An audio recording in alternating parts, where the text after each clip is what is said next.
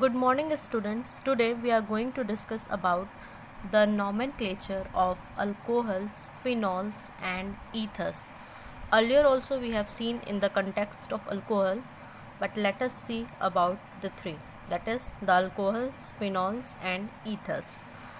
So students, as our topic is nomenclature, so basically the term nomenclature means a system of assigning names. Okay, you have studied this in first year also. There were basic two systems of classifying the names. The very first was the trivial system, or you can basically say the common names, from where the common names were originated, and they are basically depending on the sources from where the substance is obtained. Okay, and the very second is the IUPAC system, that is International Union of Pure and Applied Chemistry. Okay, here basically what happens, this system has been accepted all over the world. Okay, so for this, now let us begin nomenclature. So talking about alcohols, earlier also I have told you the common name of an alcohol is derived from the common name of the alkyl group and adding the word alcohol.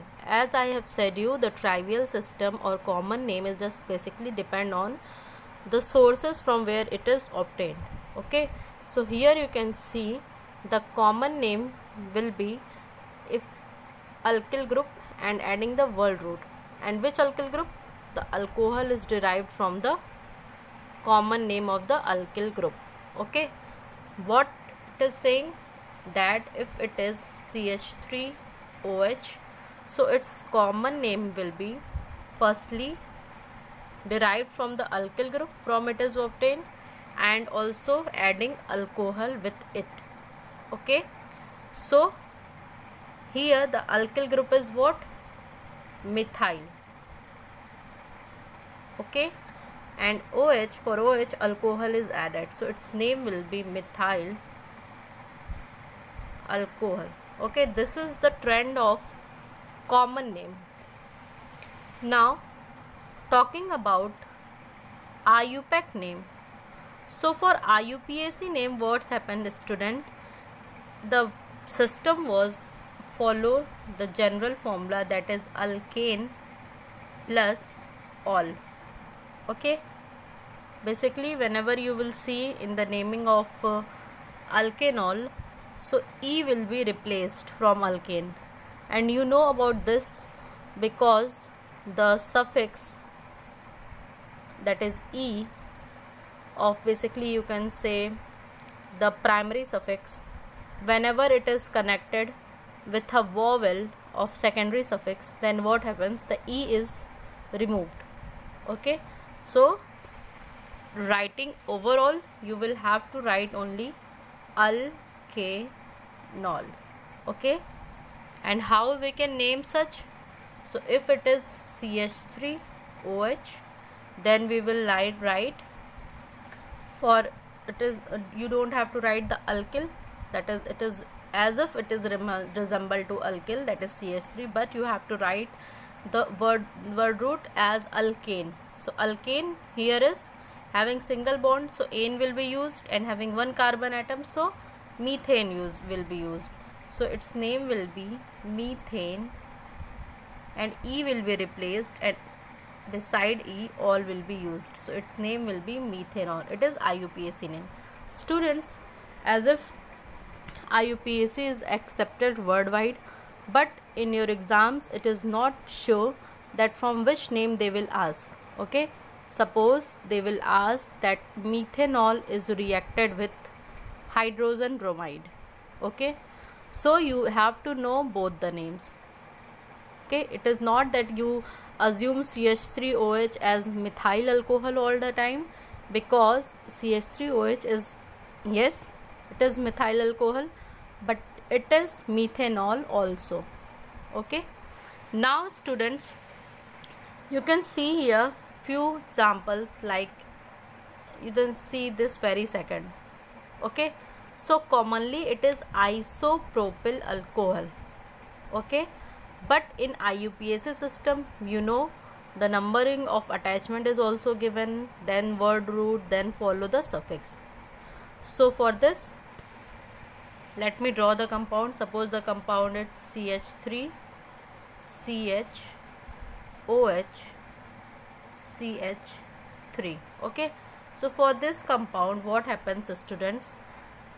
If we are going to write the IUPAC name, then we have to give the position of this functional group.